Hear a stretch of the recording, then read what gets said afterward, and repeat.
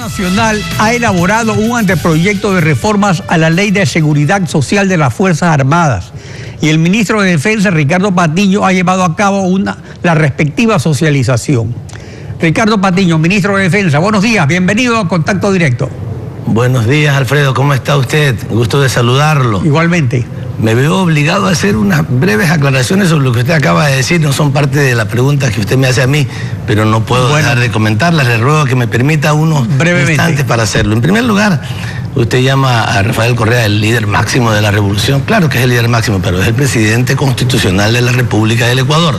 No lo olvidemos, no olvidemos las cosas formales también. Usted es un periodista y debería de considerarlas cuando hace sus observaciones. Segundo, no se plantea que estas reformas se apliquen antes. Usted dice que las reformas tienen que hacerse un año antes de las elecciones para que no afecten al proceso electoral. Las reformas que se plantea, la consulta que se plantea, es una consulta que se aplica para lo venidero, no para lo previo. En tercer lugar, el tema ético. El problema principal es ético, es un pacto ético.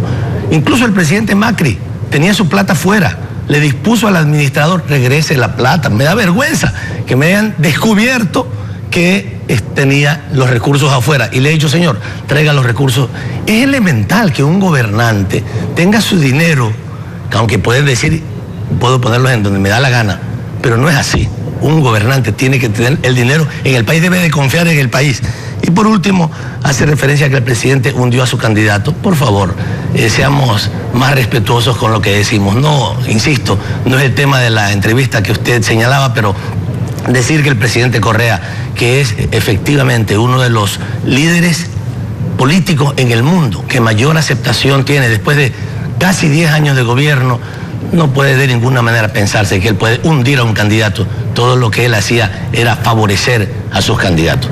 Lamento tener que hacer estas observaciones, pero lo acaba usted de hacer sus comentarios y me sentía obligado a hacerlo. Ahora sí, adelante con la entrevista para la que fui llamado, Alfredo. Está bien, en todo caso, justamente reconociendo ese liderazgo, yo llamo a la reflexión sobre ciertos puntos. Eso es todo, todavía hay tiempo para hacerlo los próximos días. Bueno, vamos a nuestra entrevista. ¿Cuáles son los resultados de la socialización que usted ha realizado? ¿Está definido el proyecto de ley para enviarlo a la Asamblea o todavía hay aspectos que están pendientes? Está definido el proyecto de ley en la parte correspondiente a las pensiones jubilares. Y se produjo una socialización, Alfredo, tengo que decirlo. Esta es una socialización que se produjo sin que fuera una obligación nuestra hacerla. No corresponde a leyes, por ejemplo, que tienen que ver con explotación petrolera en la zona amazónica, en donde hay que consultar a las comunidades indígenas que vivieran ahí. Esta es una socialización que se hace por respeto y que le hemos hecho con consideración a los soldados de la patria. Hemos estado en 7 repartos militares y no, como dice Lenín Artieda, qué vergüenza que me dio escucharlo el día viernes, no sabía dónde meterme. Cuando dijo Ricardo Patiño, el ministro de Defensa, fue a hablar y no dejó hablar a nadie, no dejó que nadie interviniera. Por lo menos habrán hablado unas 300 personas, entre tropas, oficiales, preguntas por escrito, decenas, centenas de preguntas por escrito y conversaciones y diálogos permanentes. Yo no sé de dónde sacó el niño. Bueno, lo importante es que los insumos de esa conversación, Alfredo, han servido, digamos. Por respeto es que por respeto a la teleaudiencia, él debe decir la verdad y ojalá se disculpe, porque ha dicho una gran mentira. Ahora, en cuanto al resultado de la socialización, tenemos que hay 2 temas fundamentales en la reforma, que son el retiro y la cesantía. Veamos primero el retiro, que fue mejorado apreciablemente en este gobierno, pues en la época de las vacas gordas. Ahora, ¿en qué consiste la propuesta? ¿A quiénes se reduce y a quiénes se mejora el retiro? La pensión de retiro lo que plantea es que se calcule ya no en función del último haber militar, que se le llama, o último sueldo, porque no es justo que se calcule una pensión de retiro con un sueldo que puede haber existido solamente en un mes, sino que se calcule sobre el promedio de los 5 años, últimos años, igual que se hace con los pensionistas jubilares en general en el país. Ese es un elemento, que no sea el último sino el promedio de los últimos 5 años. En segundo lugar, que aumente esa pensión en cada año en función de la inflación anual, igual también como se aplica para los pensionistas jubilares en general. Y aquí una aclaración, también de aprobarse el proyecto de ley, se aplicará también para los que actualmente son militares pasivos, pero hay una excepción, hay un límite. No se podrá aumentar esas pensiones a aquellos militares que reciban pensiones que ya estén por encima del máximo que se le paga a cualquier ciudadano en este país, a cualquier ciudadano, de tal manera que, y sabemos que el máximo es $2.013. También hay, digamos, puede ser 1.800, 1.600, dependiendo de cuándo salió, pero el máximo es $2.000. Bueno, hay oficiales de las Fuerzas Armadas y de la Policía que reciben pensiones de $4.800. El señor Wagner Bravo, que estuvo aquí el viernes defendiendo su pensión, porque eso es lo que estuvo haciendo, recibe 4.800, para ser exacto, 4.400. Y a ellos se les va a rebajar. No se les va a rebajar. No, lo único que va a decir, lo único que estamos planteando es, señores, ya que no sigan subiendo. Claro, o sea, porque actualmente se les sube a los que tienen el grado de general, o a los más altos se les sube de acuerdo al que tiene el que está en servicio activo. Así es, y personas como el señor Bolívar Silva, por ejemplo, que también es un representante de los pasivos en el directorio del ISFA, que salió recibiendo, digamos, en el año 2006 recibía $1.166 de pensión, ahorita recibe $2.536. Hay oficiales de las Fuerzas Armadas y de la Policía, con todo respeto para ellos, porque ellos no son los responsables de las leyes que se hicieron muchísimos años atrás, pero las aplicaron en la Revolución Ciudadana. Sí, se han aplicado efectivamente, pero hay que corregir. No puede ser que haya personas que reciben, como el señor Wagner Bravo que estuvo aquí, más del doble del máximo que puede recibir cualquier ciudadano en este país. Usted, yo, cualquiera. Cualquier científico, cualquier persona. El general Bravo, justamente él es delegado de los oficiales retirados al ISFA. Y precisamente él aquí el viernes pasado acotó lo siguiente al respecto, veamos lo que dijo.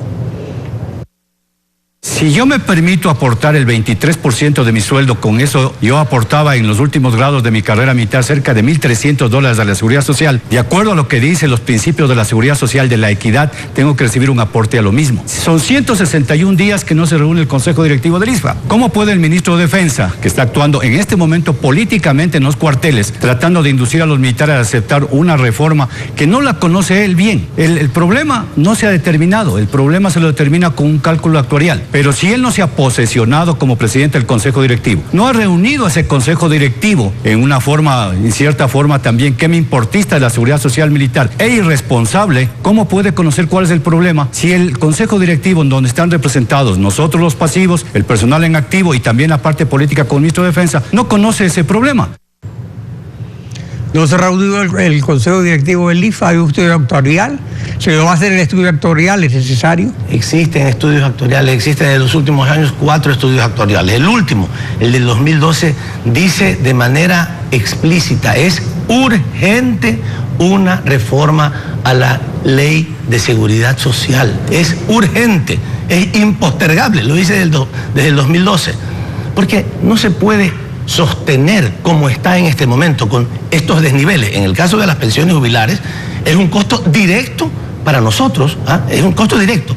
60% de las pensiones jubilares la pagan usted, yo y todos los ciudadanos ecuatorianos. Le estamos pagando un privilegio absolutamente injustificado a determinadas personas, contrariamente a lo que dice el principio de solidaridad de la seguridad social, como sucede en el caso de cualquier, digamos, de toda la seguridad social, con excepción de la policial y la militar, que establece que los ciudadanos tenemos un límite para recibir una pensión jubilar.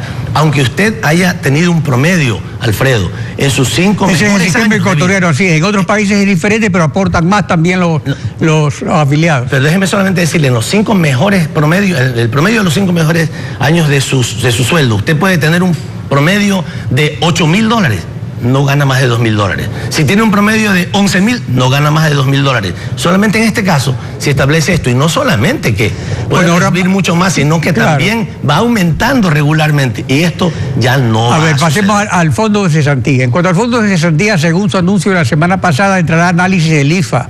Ha trascendido que, de acuerdo a la propuesta del Ejecutivo, el 81% 0.10% del personal recibirá una cesantía mayor, el 18.80% igual al actual, y se reducirá para altos oficiales que representan el 0.1%.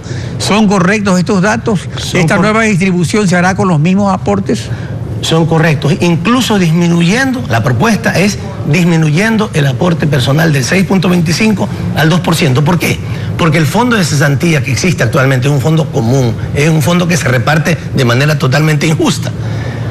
Hay muchas personas, los que se retiran antes de los 5 años y antes de los 20 años, reciben una pequeña parte de lo que se aportó por ellos, y de lo que ellos aportaron y de lo que el Estado aportó por ellos, una pequeña parte. Mientras los particularmente 2 grados en la tropa y la mayor parte de los grados en la oficialidad reciben mucho más de lo que aportaron. Y un ejemplo concreto, otra vez del señor Bravo, que estuvo aquí defendiendo lo que recibió y defendiendo lo que recibe actualmente.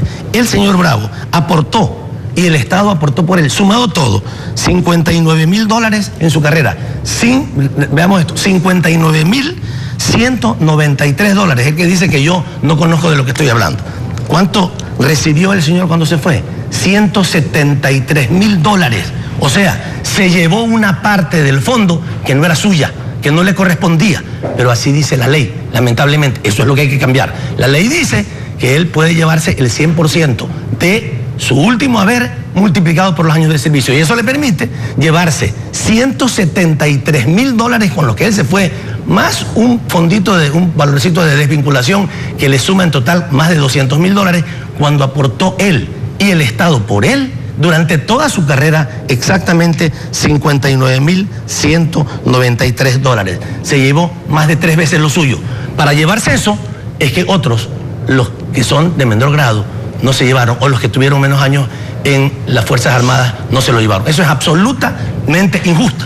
Sin embargo, sí consideramos que es necesario revisar con más detalle. Hubo muchas más observaciones y creo que hubo y van a ser revisadas. Lo vamos a revisar antes de presentar el proyecto a la Asamblea. Así es, pero eso por supuesto que tiene toda la razón de hacerse. Lo que tiene que hacerse es una cuenta personal. Yo pongo mi plata, el Estado pone por mí dinero, correcto, eso es lo que me tengo que llevar con los intereses correspondientes, pero no llevarse lo que no aportaron, a costa de que otros que aportaron cuando se retiran no se llevan lo suyo. Ricardo Patiño, ministro de Defensa, gracias por acompañarnos hoy en Contacto Directo.